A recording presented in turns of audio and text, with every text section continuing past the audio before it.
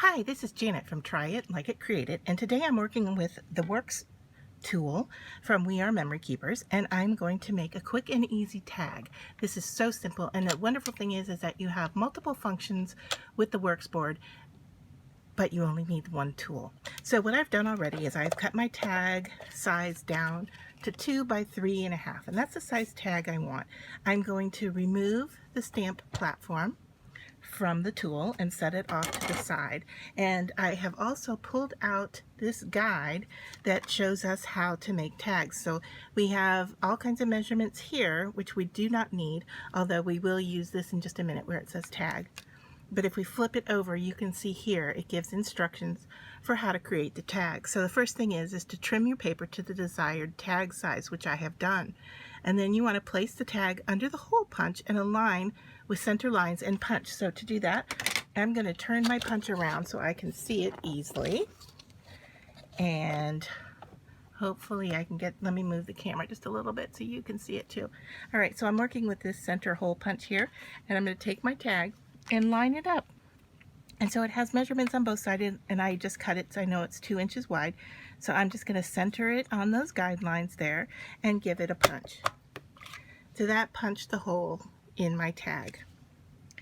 Then the next thing I'm going to do is turn my board around again, and you can see here at the top it has a tag thing, it has a tag indicator with an arrow here, and then so does this. So I want to line that up together, and it fits right into those scoring grooves. So now all I need to do is to decide how big I want my angle to be here. Now, the smaller the number, the greater the angle. So I'm going to go, let's go, I'm going to line up down here at the bottom, or I can line up at the top here using the 1, but I'm going to use, I think it's easier to use the bottom numbers.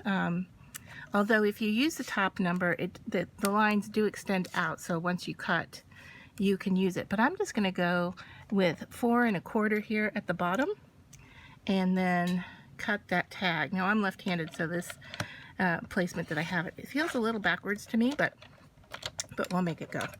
So there's one side, and then I just flip it over and line it up on the 4 1/4 too. Now I could use my magnets because this is a magnetic surface, and this also has magnets underneath, and I'll show you those in just a second. So it's being held in place. And so there, I have my tag easily made, and now I can decorate it.